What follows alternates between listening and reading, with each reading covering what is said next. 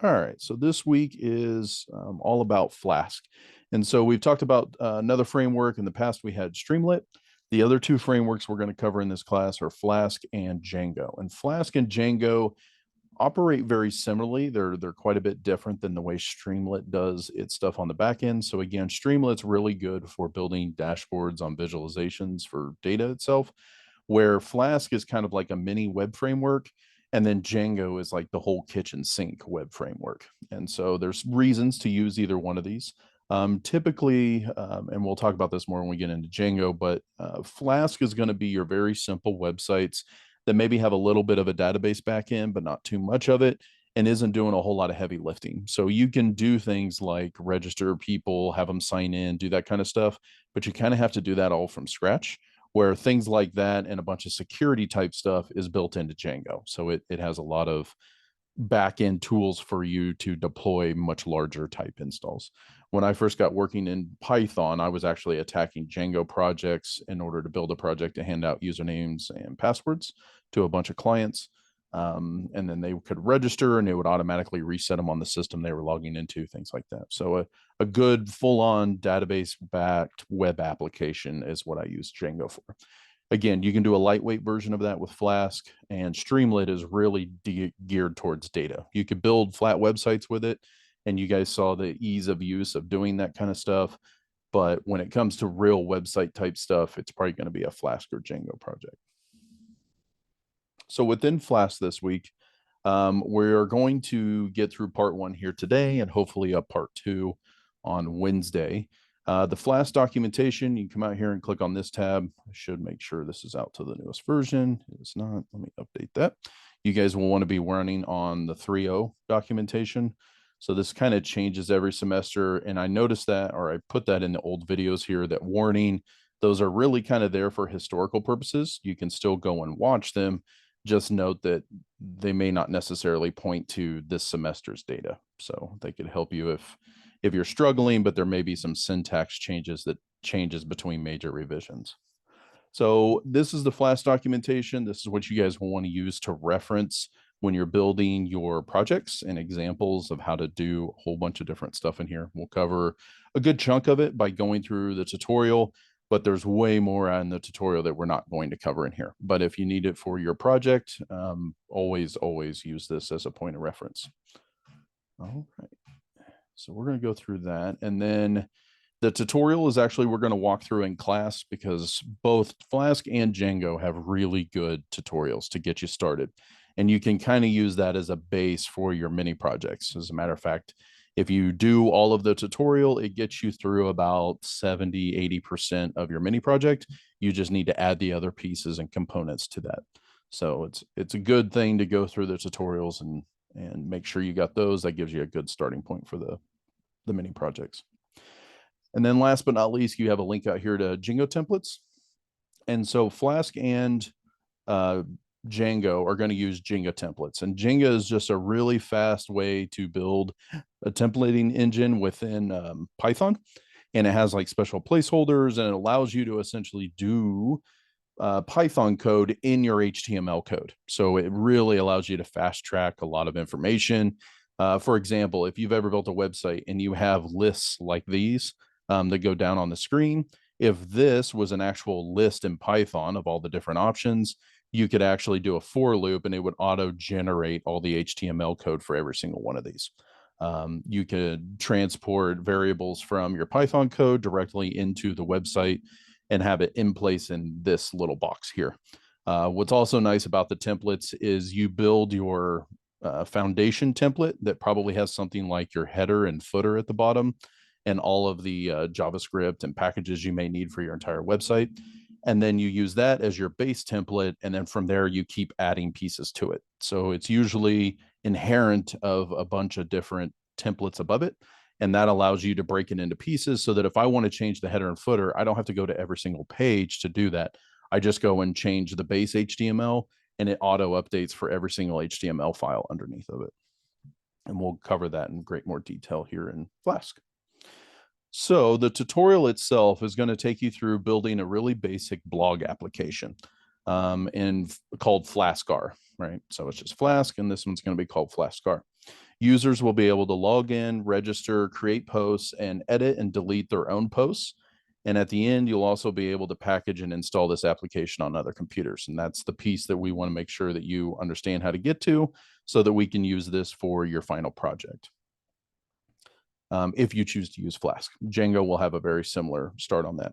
For you grad students, I'll actually take it one step further. You undergrad students will be able to watch it, but you won't be required to do it. For the grad students, it'll take it one step further and have you actually deploy it on DigitalOcean, so an actual live web hosting service, so that it becomes a public application and able to access from anywhere. So what's nice about this is we're going to use some other extensions and stuff. There's not going to be too many extensions that we use in the base Flaskar tutorial, but there's a ton of other things that you can use in your project. So if we click out here on the extensions, you could see things like building third-party apps and things like that that are built for Flask projects. So say you want to do some security things, or you want to add in other frameworks or an entire REST API, things like that. You can do that with the extensions and you can import them in. They act just like modules that we've used in Python before. So you pip install those, and then you be able to plug in those modules as you add through here. And we'll do the ones that are built into Flask, but you may want to extend that. What's nice about Flask, as it says here, is it's really flexible. You can do just about anything you want to do with your code layout. You can design it the way you want. There's a full tutorial project is available out here on the Flask repository. So you can always kind of check your work against what you get here. All right.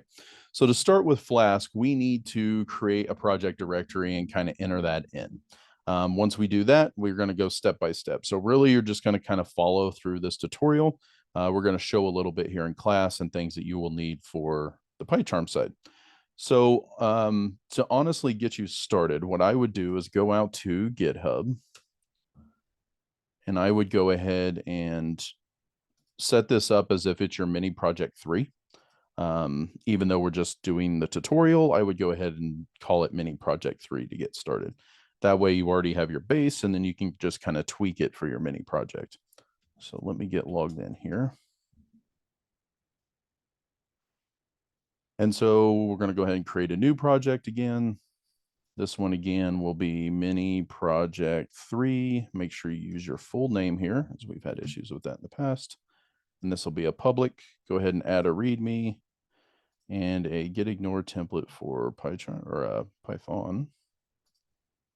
And license, you can leave that blank. Remember, it's always better to create your repository out here on GitHub. I had some emails come in about that. Always created out here on GitHub as opposed to in PyCharm. The reason for that is they changed the core branch to called main here, and it used to be called master. And PyCharm still calls it master. So that's going to cause some issues when you branch them across here. So now that we have this, let's go out to code and we'll steal our clipboard. And we're going to get from CVS or BCS, paste this in here, and hit clone.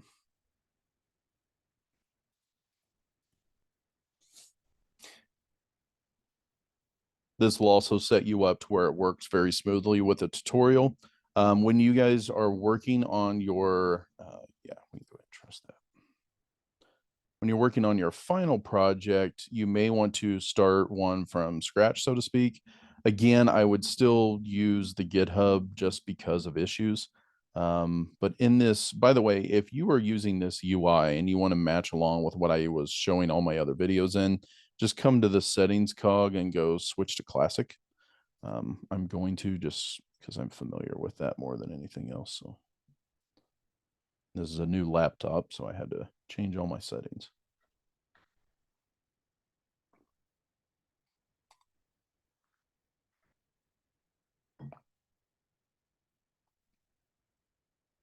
Just a second to boot up.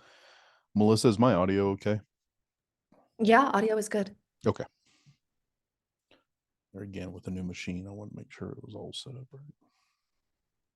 Yeah, what kind of machine did you end up getting?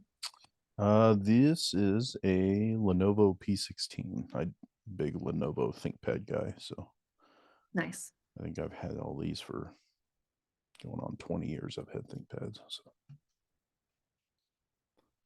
All right. And I just ordered about 20 more of them for my classroom. So That's awesome. with a whole lot more power, a whole lot more power. This one's nice. I mean, don't get me wrong. This one's nice, but Yeah. those are 4090s, 128 gig of RAM and Wow. 4K screens. They're nice. Yeah. In-person students are super lucky. Yes. Yeah. That's actually part of all that incubator stuff. So. All right, so we have our project started out here. Let's get back to this. And just to keep this easy to watch, we can get this done right here. Hey, look at me use Windows 11. All right.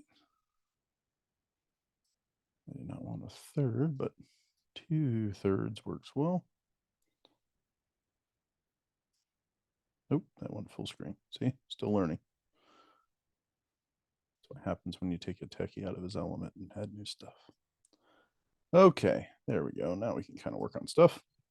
So we need to create a project directory, enter it. We already have that. Our project directory is going to be mini project 3 for the purposes of this. From there, we need to create a hello Pi file. So we are going to make sure that we get our installation instructions up. So we'll just click on that next, get you in the right section here. And so here's how we get set up. Now it's going to talk about creating a virtual environment and all that. Guess what? We already got that over here. But we need to create it. Remember, we created a new project here. Right now it's using the default interpreter for the laptop. So we need to go into add a new interpreter, local interpreter. Let's make sure this all comes up. And some of you have noted that it doesn't always pop up with this local interpreter. I don't know when that started, but it sometimes doesn't. If it doesn't, if you go into File and Settings over here, and then to your project and to here, now go ahead and add interpreter. This way always seems to work. For some reason, it doesn't always pop up from down here. Okay, we want a new one in our mini. That looks good. Let's go ahead and hit OK.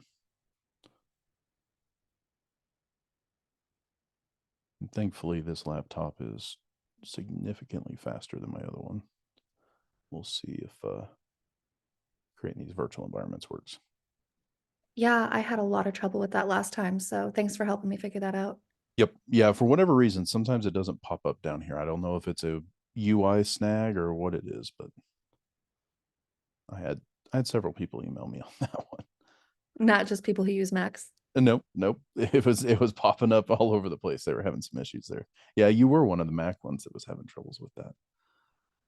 Okay.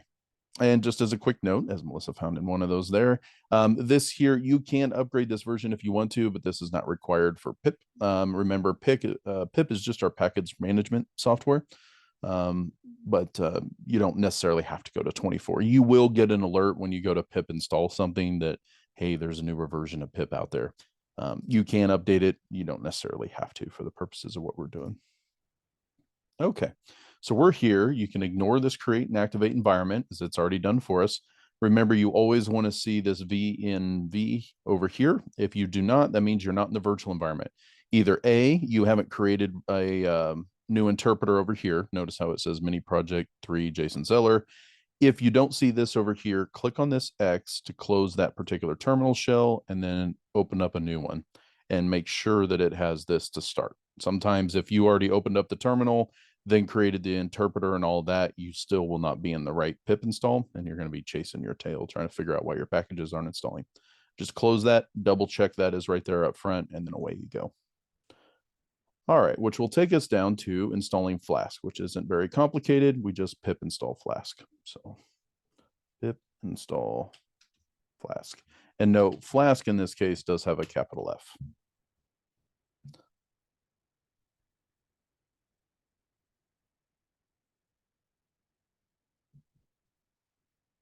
See, here I was bragging about how fast this thing is, and I think this is part of the internet being a little sluggish.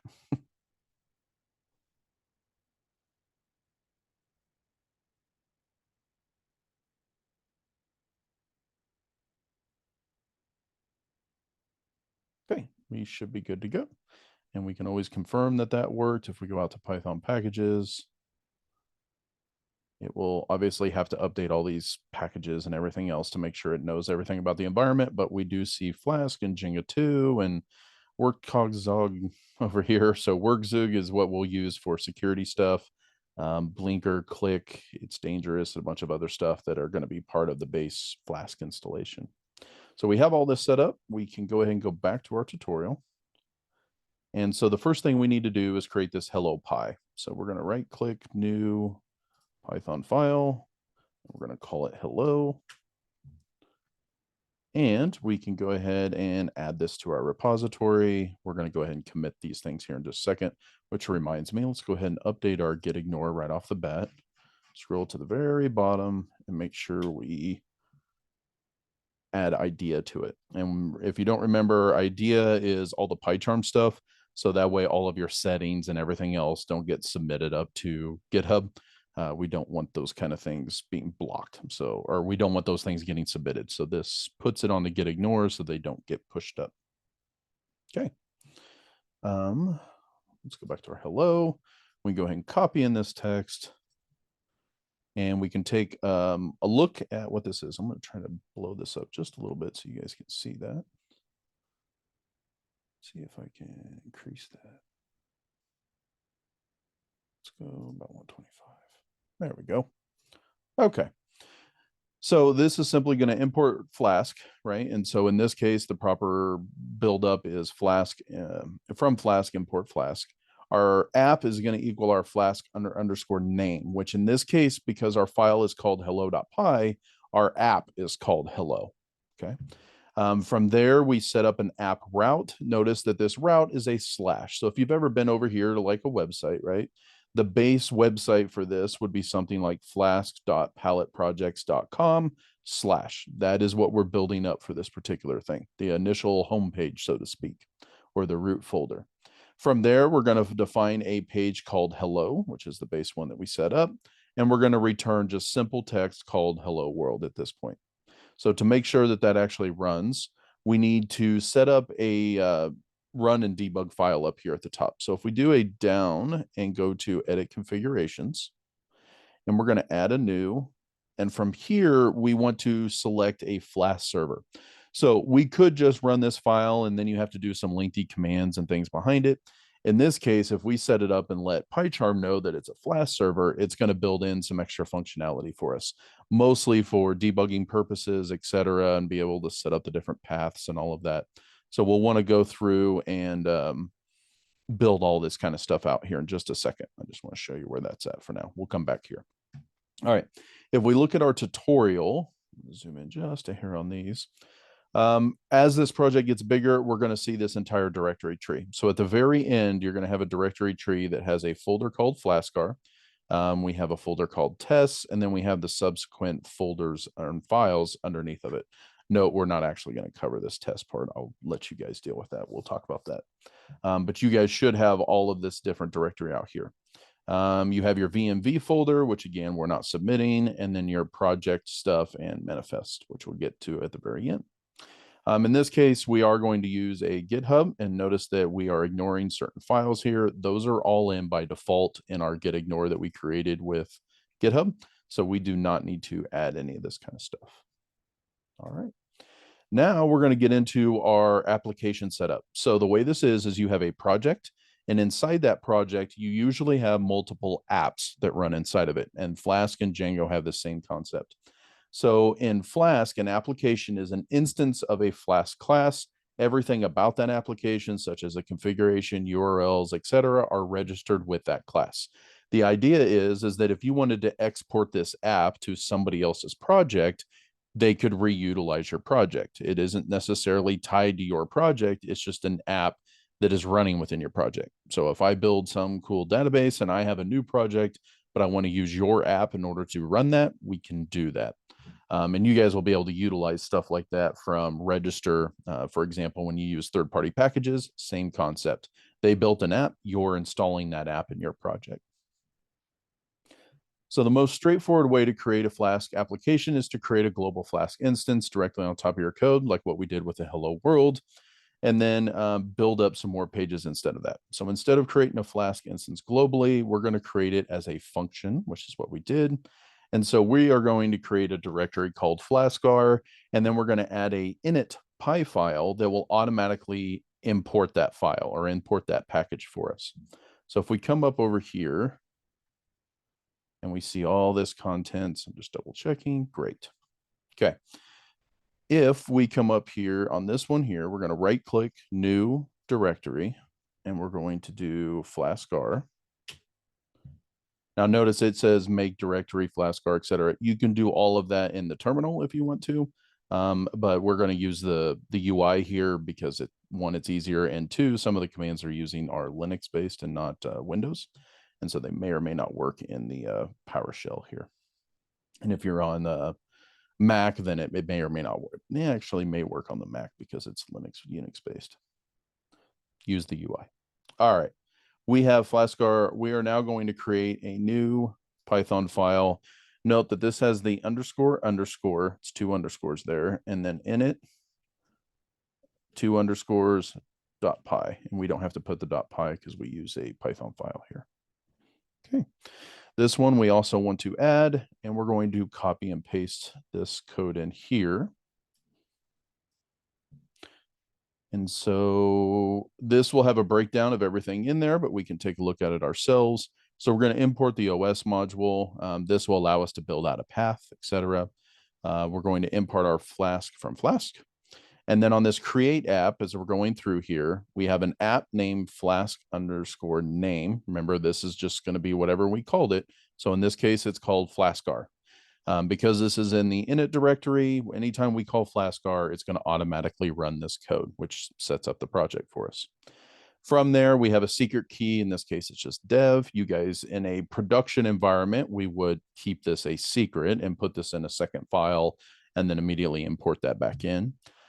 On the database, it says we want to use our OS path for wherever this is created, and we want to use the SQLite database, and we're going to call flaskar.sqlite.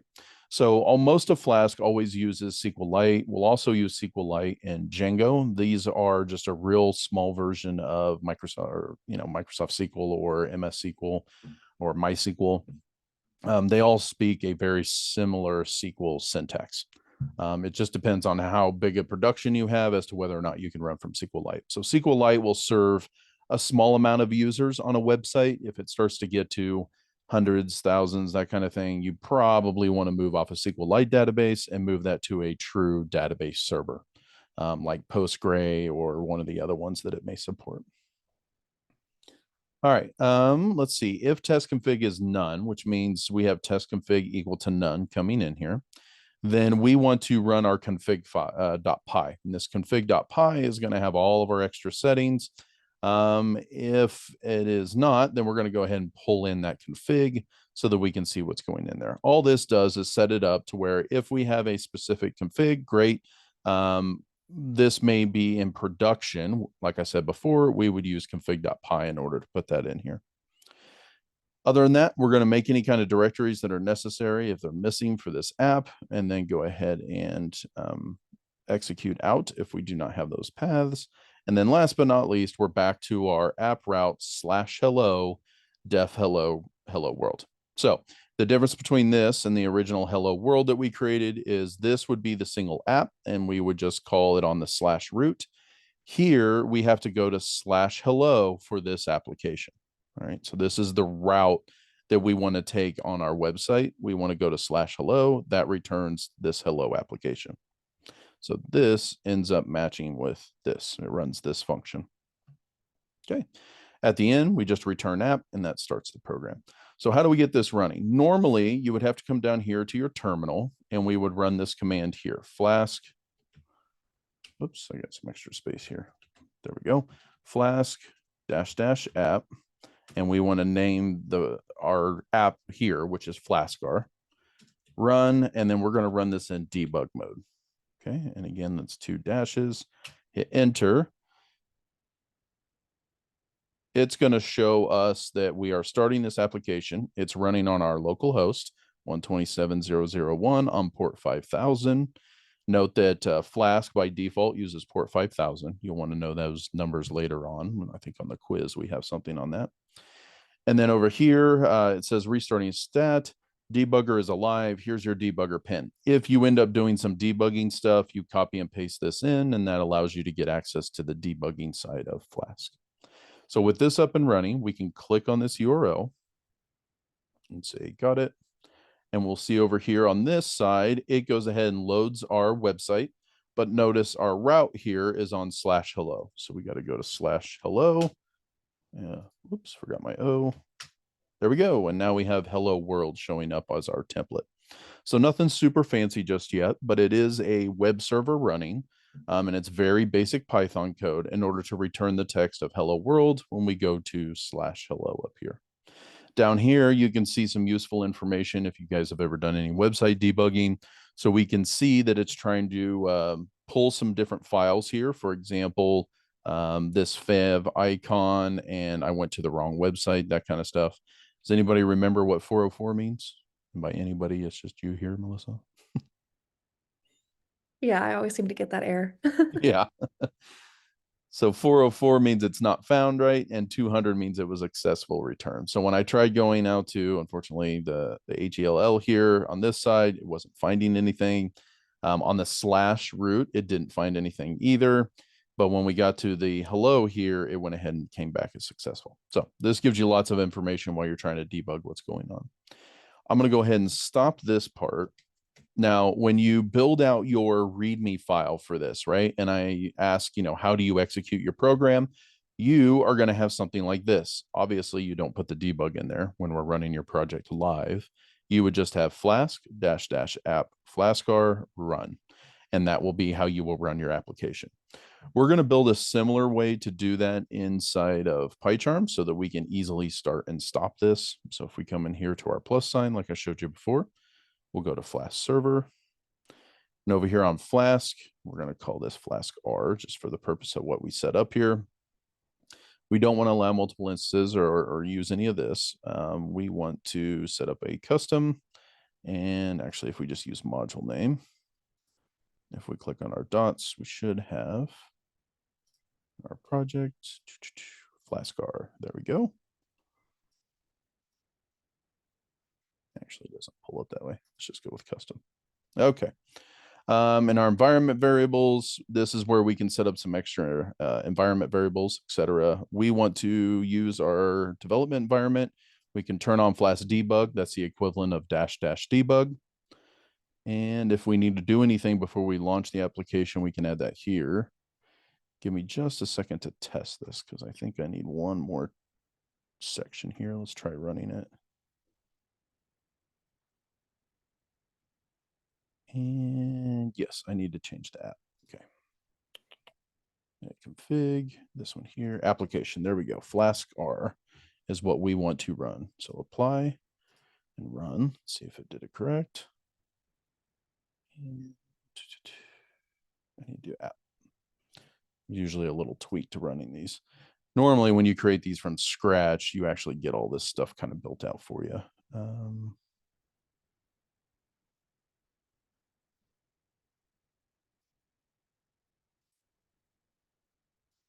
What am I missing here? Give me just a second. That's the correct interpreter. Options.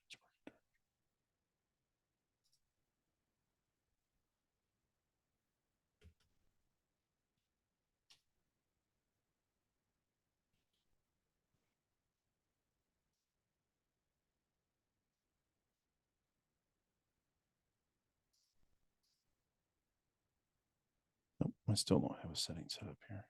Could not import. All right, I'm gonna pause the recording real quick. Okay, so the setting that we want to tweak here is going up here to your edit config. We're going to change this to script path, and then in the folder, we want to go grab our init file that's under our Flask project. So we'll double click our init. Make sure you clear out the application because now we're inheriting that from this init side. You can have your debug turned on, environment debug, everything else is fine. So you can go ahead and hit apply and then run. And if all goes correctly, you should see the same output that you would have saw before in going to this URL. So if we click on 5000, again, we don't get anything because we need to go to /hello. And then we have our hello world set up. What this does allow you to do, though, is you could run FlashR up here. You can stop it up here, but it also lets you do some with additional settings and being able to do debug. So if I hit debug here and stop and rerun, it's now going to set up everything with very detailed debugging inside of here. So that's really handy to be able to pull everything up. And the same server's up and running at this point. So now it's not only set up debugging like what we would see, but it actually has the Python debugger up and running as well. I would encourage you mostly just use play. That's what we typically do. And anytime you change a file in here, this project's automatically going to restart. So we don't have to tweak a file and then come over here and stop it and start it again. A lot of times it will automatically do that. So we'll make sure that all that works as intended. Okay, so again, we have this all set up. We go to the hello and everything's up and working. Okay, if you have one already up and running on 5000, you may get an error like this, win error, port error, something like that. That's probably because you have this running in the terminal down here as opposed to running through the system up here. So for example, if I come down here and tell it to start like this, I'm going to get should get an error that it can't bind to that 5000 because it's already running up here. It must have taken control of the one that was already there is what it did. So if we go back to our problems in console, okay, this all looks good. Runs all working too. So all should be good there. But if you like tried to run this from a command prompt, I know some advanced ones might be running from a command prompt, that would cause some problems. All right. Good news, Melissa. Appreciate that. Okay, so next step we're going to be working on is setting up and defining our access database or our access to the database. So again, we're going to use SQLite in this class, which means we have to pip install the SQLite 3, which is already built into Python itself. So we don't have to do much there. All we need to do is create our database file. And this will create the database when we're ready to get started. So we're going to come under our FlashR app over here on the left, right click new Python file. And here we're going to call one called DB, just DB for database. And then we'll copy this code in. Again, we'll take a look at this. Do this one last step. Now, I should have been committing all these little things along the way. So once we get done with this database part, we're going to go ahead and commit that. Let's see here. So we are going to import our SQL 3 module. We're going to go ahead and just get the pieces out of Flask that we need to create the app. And then we have two functions here. We have get DB, which is going to access the database so that we can make requests and things to it. And then we have close DB, which is going to close the database out when the program's closing out. You don't want to leave that open all the time or you won't be able to access that file. You also only want to open access to the file, pull the data, close the database file. You don't want to leave that connection persistent. Okay, so over here, again, it's going to tell you exactly how this works as we go all the way through. Inside of that database, as we've created here now, so when we actually run this project, it would do that. We're going to stop our project up here at the top. We need to create a database schema function. So we are going to go up here to our FlashR folder, new, and we want a schema file. So this time we're going to click on just file here. And we're going to call it schema.sql.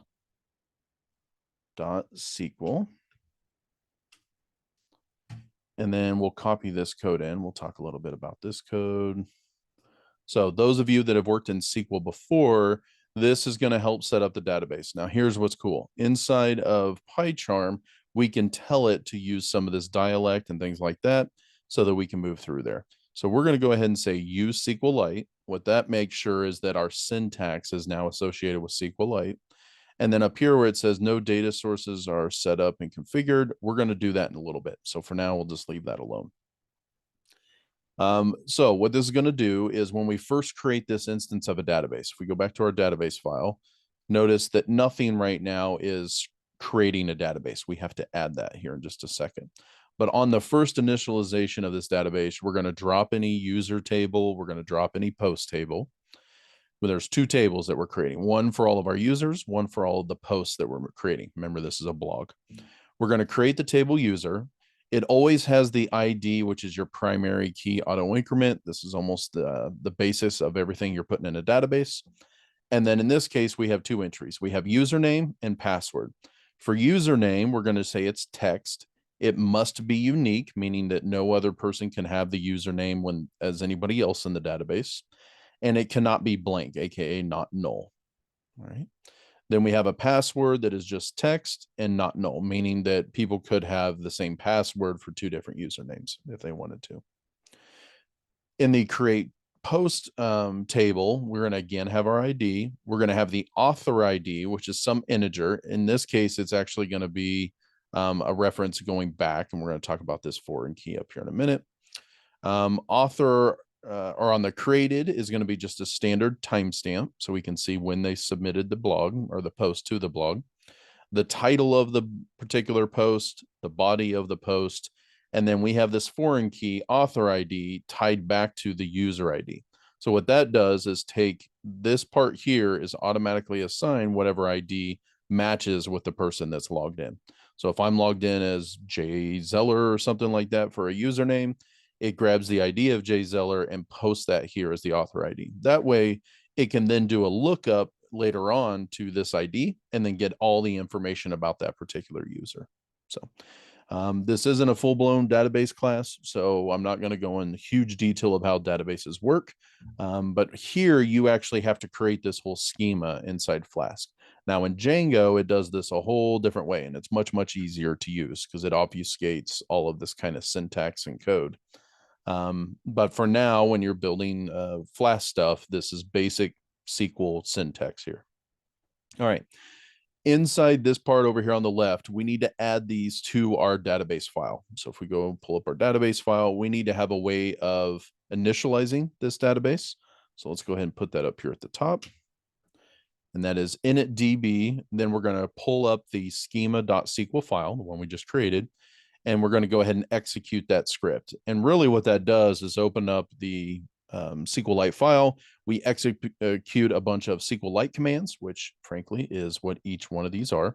So create table, ID, blah, blah, blah. You would have to type all this in by hand. That's automatically going to be done for us when we initialize this. Kind of reads it as a script.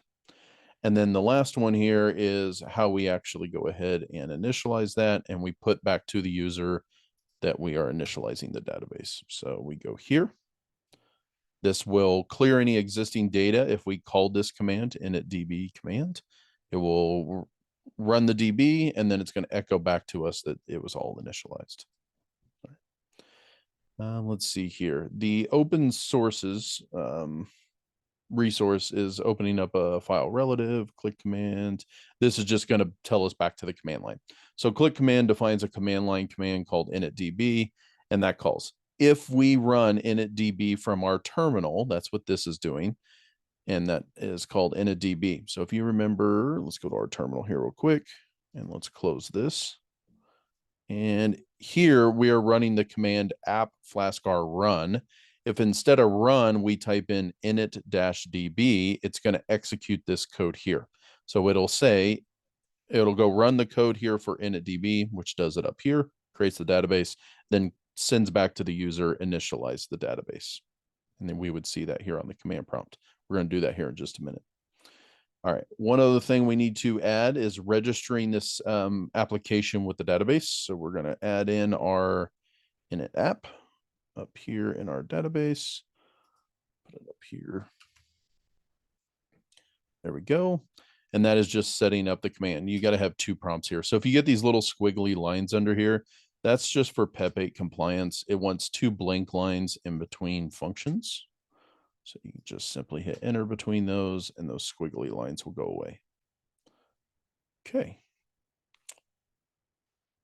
And then last but not least, we need to create this app and make sure that we are now setting up our database. So if we go back to our init code, and inside the create app, we have app, blah, blah, blah.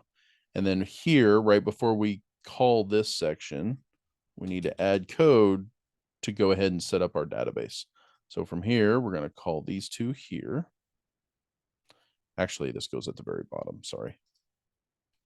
This part can get a little confusing in their tutorials. Go clear down here, and right at the very bottom, before return app, we are going to add these 2 lines. And what that does is go ahead and import our database file.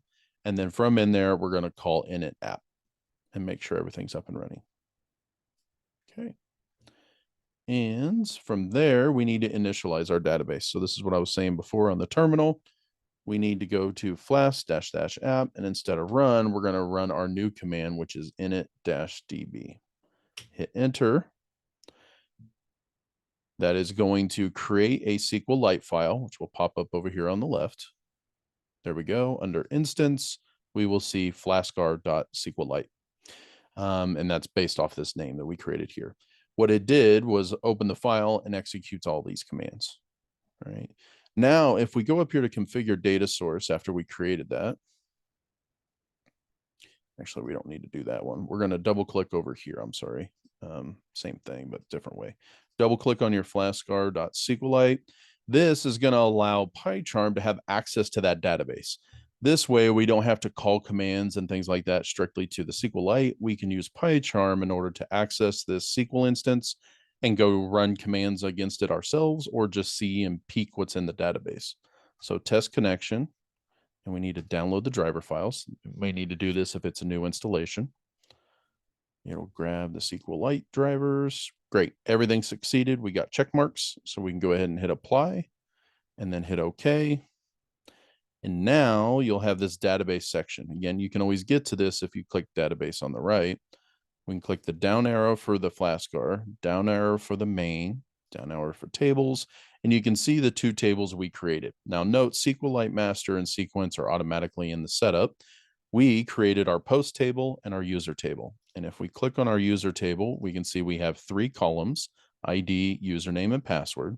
We can see on those what indexes are in there. That's that auto index that we talked about before. Under post, we have 5 columns: the ID, author ID. This little blue key here says that that's a foreign key going back to this table. Created, title, and body. And so the beauty is you come up here and you double click on post, and over here we can see in our database what that would look like. So if we had entries in our database, we would be able to read all those out so that we could test and look at things in our database system. So it's really handy to do that.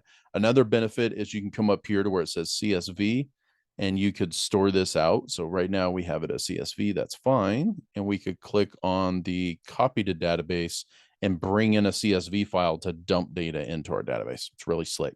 Once we have stuff in the database, we can actually use download or export data.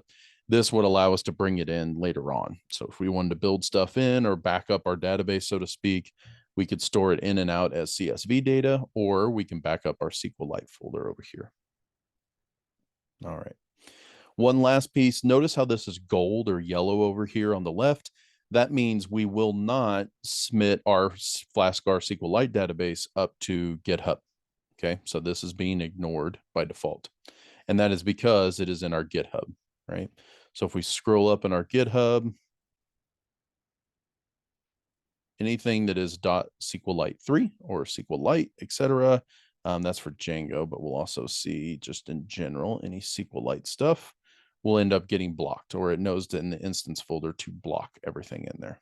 Okay, so that's what this is meaning, is do not submit that up to our GitHub. And we do not want it to, right? We don't want to submit this database up to GitHub.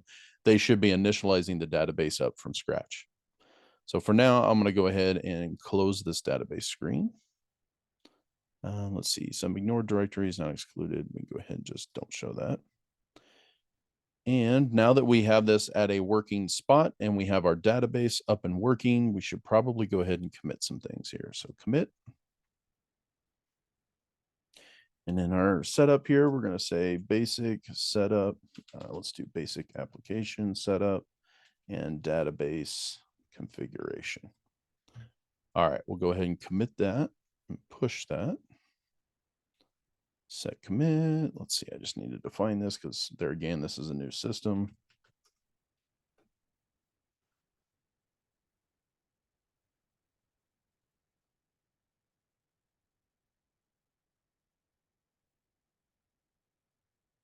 There we go. We can go ahead and push this out.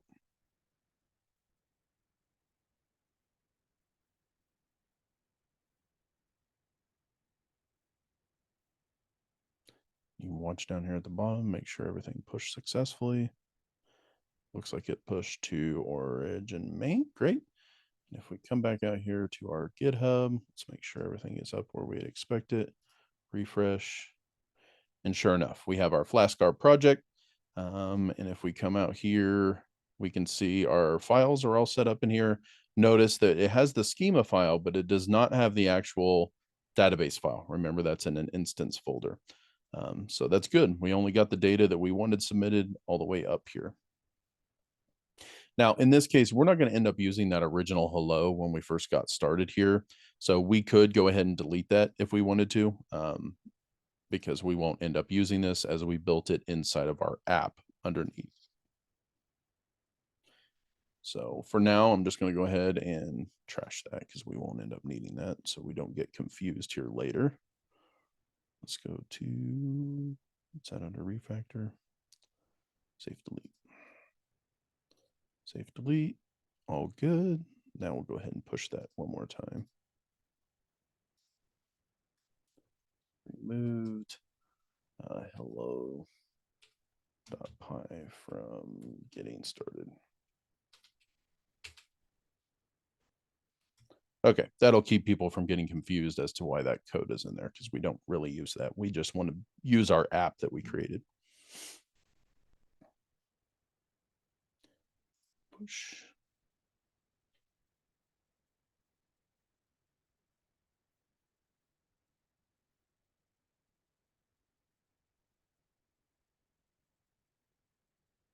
Should go out. Great. So we have our readme.py or our readme file here, right? And so what we want to do just for the time being is let's go ahead and put in these two commands. We have our flaskr initdb, and we're just going to say set up database. We're going to clean this up later, but that way we don't forget these commands. And for this one, we're going to say run application is this one here. Make sure I spell correctly here. There we go. And again, that's not in the right markdown format, but that way we don't lose track of those two commands. Or if you're forgetting how to go run those, you can always go back to your README and do that. When we start working on mini project 3 portion of it, then we'll have these commands already in here. But for now, we're just going to ignore our README until we actually get to our mini project. Okay. And I go ahead and when we'll create the post? what's that now? During the mini 3 project, will we actually see what the post looks like? Oh yeah. Yeah. We'll have a full-blown website by the end of it at the minute. Awesome. So let's see. We'll go ahead and just commit and then push this little README change so I don't forget that. And I should have changed my text here, but that's okay.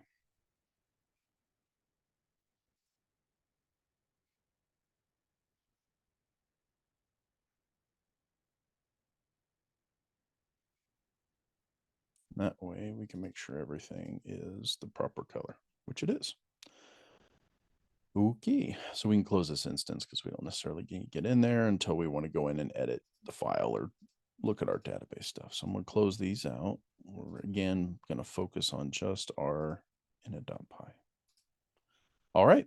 And so that's a good place to stop for today because that's going to get us, let me get back through here, take us right up to blueprints and views, which is really the workhorse of all of Flask. So we'll need some time going through that. We can pick that up on Wednesday and hopefully get through both of these views and eventually get into the templates. We may even pick that up here after spring break. You guys will get a chance to kind of work through that. So I'll stop the recording.